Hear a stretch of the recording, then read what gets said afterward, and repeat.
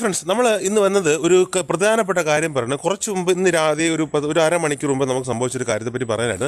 അപ്പം mobile phone ഉപയോഗിക്കുന്ന എല്ലാവരും ശ്രദ്ധിക്കേണ്ട ഒരു കാര്യമാണ്. അപ്പോൾ ഇത് ആരും സ്കിപ്പ് ചെയ്യരുത്, കൃത്യമായിട്ട് തന്നെ കാണുക. നിങ്ങൾക്കും ഇതേപോലെ അനുഭവം വരാൻ ചാൻസ് ഉണ്ട്. ചിലപ്പോൾ നിങ്ങളുടെ ഫാമിലിയിലോ ഫ്രണ്ട്സിനോ ആർക്കെങ്കിലും ആയിരിക്കും വരാൻ സാധ്യത കൂടുതലും. അത് എൻ്റെ ബ്രദർ താമസിക്കുന്ന പൂനെയിലാണ്. എൻ്റെ മമ്മിയുടെ ചേച്ചിയുടെ മകൻ. വൈഫിൻ്റെ പേര് അമ്മണി എന്നാണ്. ഞാൻ പേര് പറയാൻ വന്നത് ജോയും അമ്മണി എന്നാണ് അവരുടെ പേര് പറയാൻ കാര്യം ഒരു ഇമ്പോർട്ടൻ്റ് ഉണ്ട്. അപ്പം ഇന്ന് രാവിലെ ഞങ്ങൾ അവരെ അങ്ങോട്ട് വിളിച്ചുകൊണ്ടിരിക്കുകയാണ് പൂനെയിലേക്ക്. പൂനെയിൽ റിങ് ചെയ്യുന്നുണ്ട്, കോൾ എടുക്കുന്നില്ല. പിന്നെ റിങ് ചെയ്യുന്നു, കോൾ എടുക്കുന്നു. ഒരു 5-6 പ്രാവശ്യം നമ്മൾ വിളിച്ചിട്ട് റിങ് ചെയ്തുകൊണ്ട് കോൾ എടുക്കാത്തതുകൊണ്ട് ഞങ്ങളെ വിട്ടു. ഒരു അരമണിക്കൂർ കഴിഞ്ഞിട്ട് നമുക്ക് തിരിച്ച് അതേ നമ്പറിൽ നിന്ന് കോൾ വരണം. അപ്പോൾ ഞങ്ങൾ എന്താ ഉദ്ദേശിക്കുക, ചേച്ചിയായിരിക്കും വിളിക്കുന്നതായിട്ട് ഞങ്ങൾ ഫോൺ എടുത്തപ്പോഴത്തേനും മറാഠിയിൽ ഒരു സ്ത്രീ വിളിച്ച് എന്തൊക്കെയോ പറയുന്നുണ്ട്. ഞങ്ങൾക്കാണെങ്കിൽ ഒന്നും മനസ്സിലാവുന്നില്ല. കാരണം നമുക്ക് ഒന്നാതെ മലയാളം തന്നെ നേരെ മനസ്സിലാവുന്നത്, പിന്നെയാണ് ഈ മറാഠി ഭാഷയിൽ പറഞ്ഞത്. അപ്പോൾ അങ്ങനെ ഒരു ബുദ്ധിമുട്ട് കാരണം ഞങ്ങൾ ആ കോളിന് വലിയ ഇമ്പോർട്ടൻസ് കൊടുത്തില്ല. ആ കോളിന് ഇമ്പോർട്ടൻസ് കൊടുക്കാതെ ഞങ്ങൾ എന്തായിരുന്നു അത് വെച്ചിട്ട് പോയി. കുറച്ച് കഴിഞ്ഞാൽ പിന്നെയും വിളിച്ച് നിങ്ങൾ എന്തിനാണ് മിസ് കോൾ അടിക്കുന്നത്, എൻ്റെ നമ്പറിൽ എന്തിനാണ് മിസ് കോൾ എന്ന് മാത്രം നമുക്ക് മനസ്സിലാവുന്നുണ്ട്. എന്നിട്ട് പോലീസ് എന്നും പറഞ്ഞു. അപ്പോൾ നമുക്ക് ഒരു ഊഹം മനസ്സിലായി ഞങ്ങൾ മിസ് കോൾ അടിക്കുന്നുണ്ട്, അവർ പോലീസിന് കംപ്ലയിൻറ്റ് ചെയ്യാൻ പോകുന്നുള്ളതാണ് അവർ പറയുന്നത്. ഒരു ഊഹം നമുക്ക് മനസ്സിലായി. അപ്പോൾ ഞങ്ങൾ ഞാൻ എൻ്റെ ചേട്ടൻ്റെ നമ്പറിൽ വിളിച്ചു. എൻ്റെ അമ്മയുടെ ഫോണിൽ നിന്ന് തന്നെ ചേട്ടൻ്റെ നമ്പറിൽ വിളിച്ചിട്ട് ഇത് കാണാം,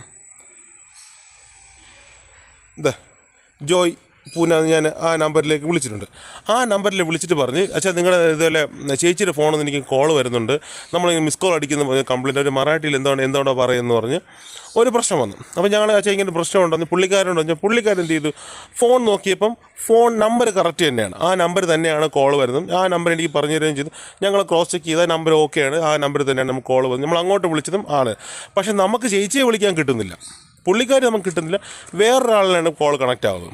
അത് കേട്ട് അവരിങ്ങോട്ട് തിരിച്ച് തെറിയും ബഹളമൊക്കെ ആയിട്ട് അങ്ങനെ എന്ത് ചെയ്ത് ഞങ്ങൾ ചേട്ടൻ്റെ അടുത്ത് പറഞ്ഞു. ചേട്ടൻ ആ ചേച്ചിയുടെ ഫോണിൽ നിന്ന് ആ സിം ഊരി കയ്യിൽ വെച്ചിരിക്കുകയാണ്.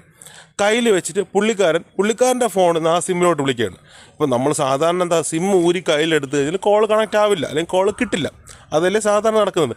പക്ഷേ ഇത് സിം ഊരി കയ്യിൽ വെച്ച ആൾ തന്നെ അദ്ദേഹത്തിൻ്റെ ഫോണിൽ നിന്ന് ആ നമ്പറിലേക്ക് വിളിക്കുമ്പോൾ കിട്ടുന്ന എന്താണ്, റിങ് പോകുന്നുണ്ട്. ആ സ്ത്രീ കോൾ എടുക്കുകയും ചെയ്യുന്നുണ്ട്. ഈ ഒരു സിമ്മിൽ അല്ലെ ഒരേ നമ്പറിൽ എങ്ങനെ 2 പേർ കണക്ഷൻ കിട്ടുന്നത്? അപ്പോൾ ഈ കണക്ഷൻ കൊടുത്തിരിക്കുന്നത് ജിയോ ആണ്. അപ്പോൾ നമ്മൾ ജിയോ വിളിച്ച് കോൺടാക്ട് ചെയ്തപ്പോൾ അവർ അറിയില്ല, കണ്ടില്ല, കേട്ടില്ല എന്നൊരു മറുപടി. ഇത് മഹാരാഷ്ട്ര സിമ്മാണ്, മഹാരാഷ്ട്ര സർക്കിളിൽ വരുന്ന ജിയോ എന്നാണ് നമ്മൾ എടുത്തതും. അപ്പോൾ നമ്മളിപ്പം അങ്ങനെ വിളിച്ചെടുത്തപ്പോൾ അവർ പറയുന്നത് എൻ്റെ സിമ്മാണ്, നിങ്ങളാരെ എന്നെ വിളിക്കാമെന്ന് വെച്ചാൽ അവരിങ്ങോട്ട് തെറി വിളിക്കുന്നത്. ഇതിൽ ഞങ്ങളെന്താ ചെയ്യേണ്ടത്? ഈ ചേച്ചിയാണെങ്കിൽ ഈ സിം ഉപയോഗിക്കാൻ തുടങ്ങിയിട്ട് വർഷങ്ങളായിട്ട് ഉപയോഗിക്കുകയാണ്. കാരണം പുള്ളിക്കാരുടെ വാട്സാപ്പും എല്ലാം ഡീറ്റെയിൽസ് കണക്റ്റഡുമാണ്. എൻ്റെ വാട്സാപ്പും ഡീറ്റെയിൽസ് എല്ലാം ഇതിനകത്ത് കണക്റ്റഡാണ്, നെറ്റ് കണക്റ്റഡാണ്, എല്ലാം കണക്റ്റഡ്. ആ സിമ്മ് പുള്ളിക്കാരുടെ കയ്യിലുള്ള സംഭവം കൂടെയാണ്. ഇതാണ് കാണിക്കുന്നത്. നമ്മൾ സ്ഥിരമായിട്ട് വീഡിയോ കോളും കാര്യങ്ങളൊക്കെ ചെയ്യുന്ന ഇതാണ് ഈ സിം എന്ന് പറയുന്നത്. അപ്പം പുള്ളിക്കാർ ഈ നമ്പർ കയ്യിൽ കിടന്നിട്ട് പറഞ്ഞത് ഞങ്ങളുടെ നമ്പറാണ്, ഇത് എങ്ങനെയാണ്. നമ്മളിപ്പം ഇത് അമ്മിണി ജോയ് കണ്ടോ, അമ്മിണി ജോയ് ആ നമ്പർ വാട്സാപ്പും ഡീറ്റെയിൽസ് എല്ലാം ഉണ്ട്. നമ്മളെടുക്കുമ്പോൾ വാട്സാപ്പിൽ അത് കിട്ടുകയും ചെയ്യുന്നുണ്ട്, ഫുൾ ഡീറ്റെയിൽസ് നമുക്കത് കിട്ടാനും പറ്റുന്നുണ്ട്. അപ്പോൾ ഈ നമ്പർ നമ്മൾ വിളിച്ചുകൊണ്ടിരിക്കുന്ന ആളെ കിട്ടുന്നില്ല, വേറൊരാളെ കിട്ടുന്നു. അയാളെ വിളിച്ചിട്ട് നമുക്ക് ഞങ്ങളല്ല ഒരേ നമ്പറിൽ 2 കസ്റ്റമർ ഉപയോഗിക്കുന്നു. ഇത് ഏതാണെന്ന് ഞങ്ങൾക്കറിയില്ല. ഇനി സ്കാം വല്ലതാണോ, ഇനി ജിയോയുടെ ഭാഗത്തു നിന്നുള്ള മിസ്റ്റേക്ക് എന്തെങ്കിലും ആണോ, അതൊന്നും നമുക്കറിയില്ല.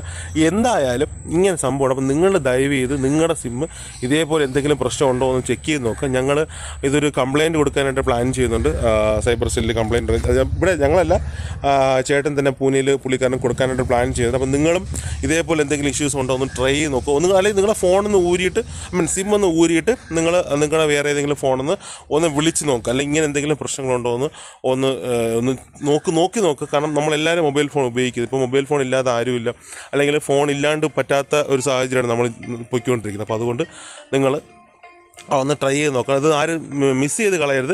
ഇതിൻ്റെ പ്രൂഫും കാര്യങ്ങളൊക്കെ നമ്മൾ ഇന്ന് പുള്ളിക്കാരൻ ജിയോ കമ്പനിയിൽ പോയിട്ട് അവർ കംപ്ലയിൻറ്റ് ചെയ്യുന്നതിൻ്റെ വീഡിയോയും കാര്യങ്ങളൊക്കെ ഞാൻ എടുത്ത് തരാം. പ്രൂഫായിട്ട് സംശയമുള്ളവർക്ക് ഞാനത് തരുന്നതായിരിക്കും. നിങ്ങൾ എന്തായാലും ഉറപ്പായിട്ടും നിങ്ങളിതൊന്ന് ട്രൈ ചെയ്ത് നോക്കണേ.